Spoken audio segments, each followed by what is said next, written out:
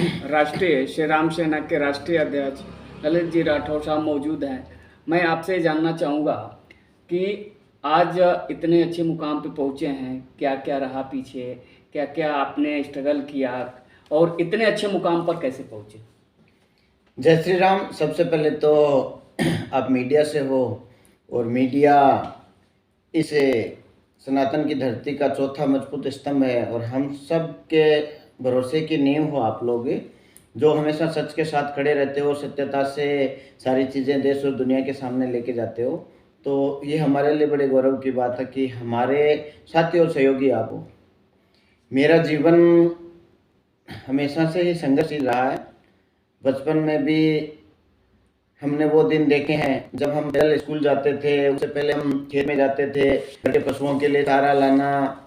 जिन जिन परिस्थितियों में हमने पढ़ाई की, और स्कूल में से ही गांव में जो एक संघर्ष भरी जिंदगी होती है वो हमने देखी है। और उसके बाद हम स्कूल लेवल में आगे बढ़े तो हमें शहर के स्कूलों में जाने का सौभाग्य प्राप्त हुआ। वहाँ भी गांव से जाके अब शहर में जाते हैं तो कई चीज़ें फेस करनी पड़ती है, बहुत सारी चीज़ें सीखने को मिलती है। कॉलेज में भी जब हम पहली बार गए तब भी वहाँ का माहौल कॉलेज में कैसे होता है, जैसे छात्रों के चुनाव होते हैं तो किस तरह से होते हैं, जैसे राजनीतिक चुनाव होते हैं, सरपंच के चुनाव होते हैं, वैसे छात्रों के चुनाव भी अलग ही जोशीले होते हैं। इन सब चीज़ों को सीखते सीखते सेवा हमने बचपन से ही सीखी थी। मेरे पापा हमेशा से ही गौ सेवा करते थे, हमेशा से ही जीव जंतुओं को वो सुबह सुबह रोज़ उनके लिए अनाज लेके जाना और डालना। गांव के लोग, काफ़ी लोग जाते थे, बुजुर्ग परिवार के गांव के लोग, हम सब चीज़ें देखते थे जिस तरह से मंदिरों की सेवा होती थी। तो ये सब चीज़ें हमारे धर्म में, हमारी संस्कृति में है। हमें स्कूलों में उस समय जैसे अभी भी सिखाया जाता है कि माता पिता के पैर छू के जाने चाहिए। मतलब संस्कृति से जुड़ी हुई जो चीज़ें हमें हमेशा से सिखाई गई, और वो सीखते सीखते कुछ ऐसे पल आए जीवन में कि हमें देश से बाहर जाना पड़ा कमाने के लिए। और शायद मेरे से जुड़े हुए लोग बोलते हैं कि आपको तो शायद पता नहीं होगा, लेकिन आप वहाँ रह के भी जो काम करते थे, लोगों की मदद करना, वहाँ वहाँ भी आपस में लोगों को मिलवाना, प्रेम भाव से स्नेह मिलन करना, वहाँ पे ब्लड कैंप लगवाना, ज़रूरतमंद लोगों की मदद करना, किसी के घर राशन पहुँचाना, बहन बेटियों की शादी करवाना, जिनका कोई नहीं है उनका सहयोग करना। मतलब हमने जिस तरह से भी हम कर सकते थे सबको साथ लेके हम सेवाएं करते थे। जैसे ही 2020 में मैं यहाँ देश में आया, और 2020 में ही 22 मार्च को लॉकडाउन लग गया था कोरोना में, और हमने एक छोटी सी टीम के साथ लोगों को राशन देना, उनकी मदद करना शुरू की। धीरे धीरे मैंने देखा कि एक बहुत बड़ी टीम हमारे साथ जुड़ती जा रही थी। और वो कोरोना के समय के जो फोटोज थे वो हमने बैक होके देखे तो हमारी टीम ने बहुत अच्छा काम किया था।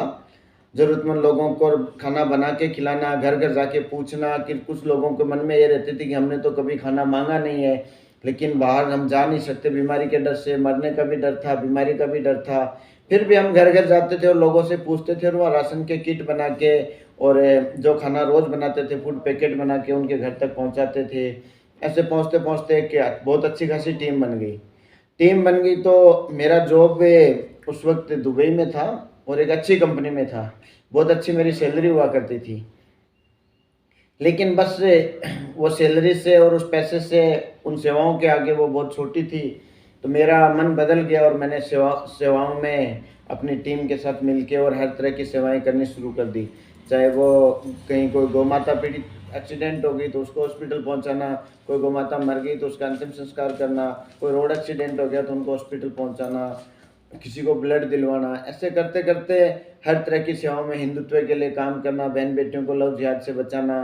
किसी की हत्या हो गई और प्रशासन ने या सरकारी दबाव में किसी तरह से उसको साजिश के तहत उसको ख़त्म करने की कोशिश की गई तो हमने उनके लिए संघर्ष करके उनके परिवार को न्याय दिलाना। कई ऐसी परिस्थितियाँ हो गई कि गहरे कुओं में गौ माताएँ गिर जाती थी या कोई और पशु गिर जाता था तो वहाँ निकालने के लिए अपनी टीम चली जाती थी, बड़े बड़े रेस्क्यू करके। और हमने कहीं 21-21 घंटे संघर्ष करके गौ माताओं को, कीचड़ में फंसी हुई गौ माताओं को निकाला है। बहुत सारी कई गौशालाओं में कोई किसी वजह से किसी ने आग लगा दी तो हमने वहाँ जाके संघर्ष किया है। कुछ युवाओं को प्रेरित करके बहुत सारी गौशालाएं भी खुलवाई है। तो ये सब चीज़ें सेवा करते करते हम इस मुकाम पे पहुँच गए। आज आप राष्ट्रीय श्री राम सेना परिवार को देखते हो तो लगभग हिंदुस्तान के 11 स्टेट में अपनी छोटी मोटी टीम बन चुकी है। धीरे धीरे सोशल मीडिया प्लेटफॉर्म भी अपना खुद का है, इसके ज़रिए हिंदुस्तान के हर क्षेत्र से लोग जुड़ रहे हैं। तो जीवन संघर्ष भरा जरूर रहा। बड़ी बड़ी गौ तस्करी भी हमने रोकी है। हमने उन गौ तस्करों को खुल के मैं बोलता हूँ कि मेरी एक थीम रहती है कि मरने से मारना ठीक है।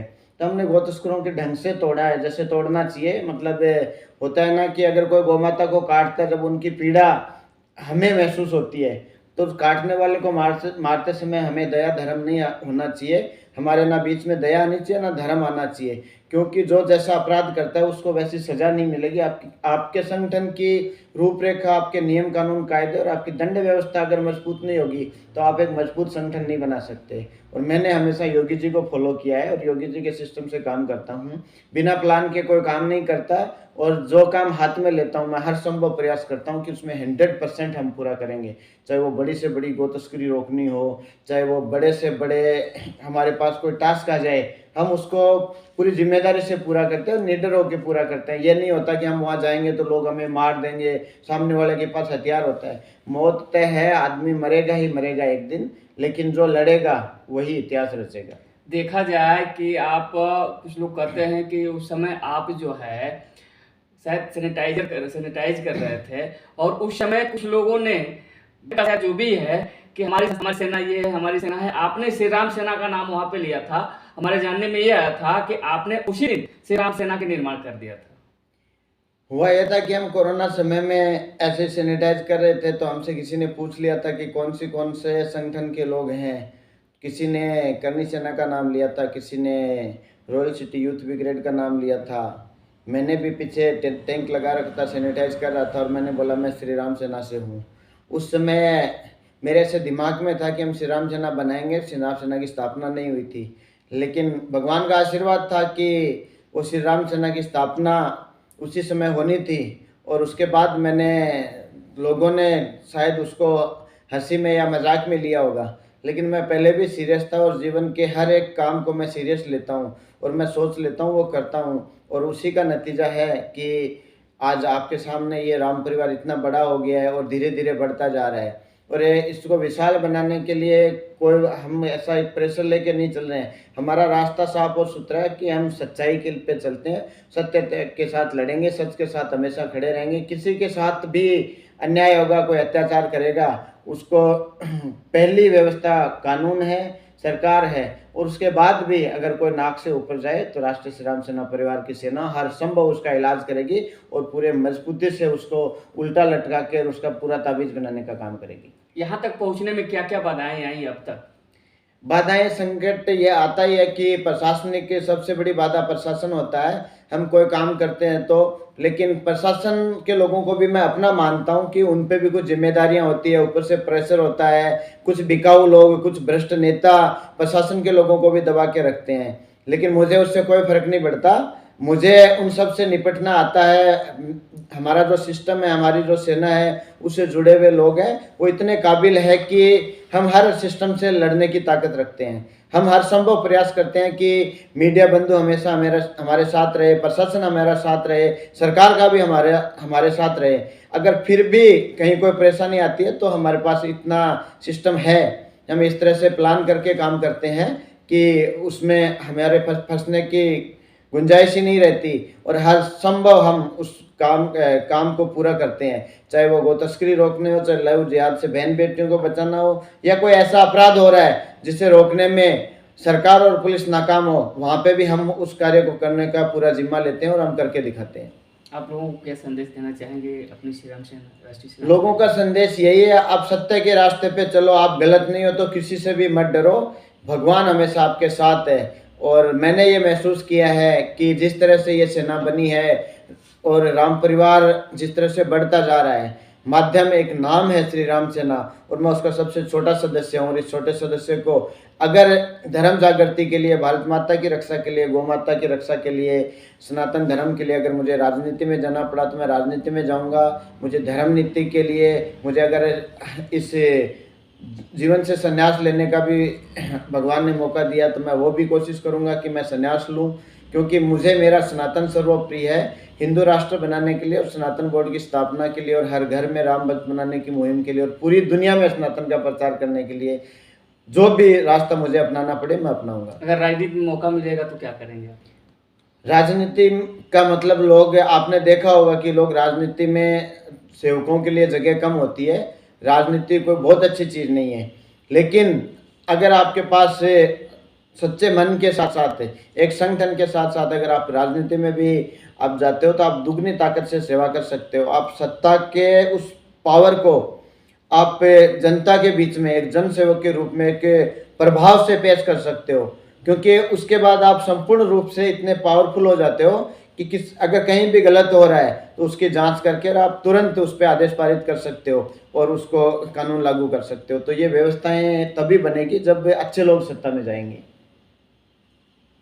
और मेरा तो यही कहना है कि जो भी इस राम परिवार से जुड़ता है वो सबसे पहले लालच मोह को त्याग दे और आप सत्यता के रास्ते पे आए। आपका संघर्ष में 5-7 साल जरूर लगेंगे, लेकिन आप एक अच्छे मुकाम पे हो जाएंगे। मैं चाहता हूं कि राष्ट्रीय श्री राम सेना परिवार में मेरे बाद इसका कोई भी अध्यक्ष बने वो वोटिंग से बने। मेरे घर वालों का इस पर कोई अधिकार नहीं है। जो संपत्ति है उसका वो रेंट ले सकते हैं, संपत्ति पे जरूर कुछ कोई प्रॉपर्टी है तो उस पर उनका अधिकार हो सकता है, बाकी संगठन पे उनका कोई अधिकार नहीं रहेगा। और जब कहीं भी ये व्यवस्था बदलने की जरूरत पड़ेगी तब हम चुनाव कराएंगे और चुनाव के तहत इसका अध्यक्ष चुनेंगे, ताकि आज जैसे भारतीय जनता पार्टी है, बहुत लंबे समय के संघर्ष के बाद अटल जी जैसे, आडवाणी जी जैसे, राजनाथ सिंह जी जैसे, हम जिन पूर्वजों को मानते हैं जिन्होंने इस पार्टी की नींव रखी, दीनदयाल जी हैं, तो उन लोगों की मेहनत की बदौलत आज देश में एक ऐसी सरकार बनी है जो देश और दुनिया में शांति चाहती है, सबको साथ लेके आगे बढ़ना चाहती है, भारत को विकसित देश बनाना चाहती है। हिंदू राष्ट्र जैसे हर एक की किसी कम्युनिटी की ये रहती है जो सनातन के अलावा जो पंथ है, जैसे ईसाई पंथ है, मुस्लिम पंथ है, उन लोगों ने 5-6 देश हुआ करते थे, आज मुस्लिम पंथ के 56 देश है, 57 देश है, 56 देश थे, 57वां जाम्बिया बन गया। ईसाई देश है उनके भी लगभग 100 से प्लस देश है, लेकिन हिंदुस्तान और नेपाल ये दो ही ऐसे देश हैं जो हिंदू राष्ट्र बनने की ओर अग्रसर हैं। तो आने वाले लोकसभा चुनाव के बाद भारत और नेपाल हिंदू राष्ट्र फिर से बनेंगे और जिन जिन देशों में हिंदुओं की संख्या है वहाँ पे भी हम कोशिश करेंगे, अगर वहाँ संख्या अनुमानित है तो वहाँ की जनता को जागरूक करके, और हिंदू राष्ट्र बनाने का मतलब ये नहीं है हम दुनिया में कोई बादशाह करना चाहते हैं। हम जो शांति की प्रक्रिया, जैसे आपने देखा होगा कोरोना में मोदी जी ने 100 देशों से ज़्यादा फ्री में वैक्सीन दी, वो फ्री में वैक्सीन नहीं दी, वो भाईचारा निभाया कि हमारा एक भाई मुसीबत में है तो हम उसका सहयोग करें। वैसे ही हमारा कोई पड़ोसी भूखा नहीं सोए। हम सनातन के अनुयायी सब जगह शांति चाहते हैं, इसीलिए ये जो सनातन का प्रारूप है पूरी दुनिया में फैले, सब लोग शांति से प्रेम से रहें, और इसी मुहिम के साथ राष्ट्रीय श्री राम सेना परिवार आगे बढ़ रहा है। आप सब लोग इसका हिस्सा हो, ये हमारे लिए गर्व की बात है।